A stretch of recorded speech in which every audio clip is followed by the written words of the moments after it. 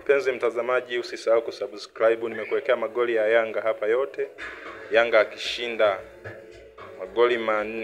magoli manne kwa moja, magoli masafi kabisa, magoli safi yaliyopigwa na Yanga, akizikusanyia pointi sasa hivi akiwa na pointi zake 10 kileleni mwa ligi.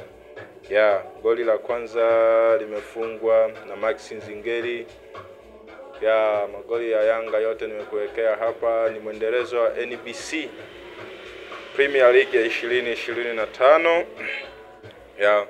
Na magoli yote nimekuwekea hapa hivi. Tazama mpaka mwisho. Usisahau kusubscribe, like na kucomment chochote. Kama kuna maoni tunabadilishe wapi kwenye hii highlights zetu, utakuwa unapata matukio. Bonyeza alama ya kengele hapo kupata ukiangalia Yanga mfumo wao leo walikuwa wanacheza kwa speed, walikuwa wako compacted, walikuwa wanacheza vizuri, walikuwa wameungana. Lakini kuna shida tu pale kwenye finish pale mbele.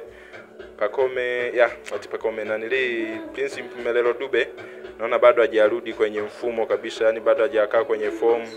Inahitajika pia mwana saikolojia na hisi kumweka sawa. Kama kuna kitu anakiwaza nitakiwa kisahau sasa, arudi kwenye mechi, kwa sababu timu inamtegemea kama striker, inamtegemea kama finisher. Kuna mashindano mengi. Sasa yeye kama striker anaposhindwa kupiga inakuwa sio kama issue nzuri.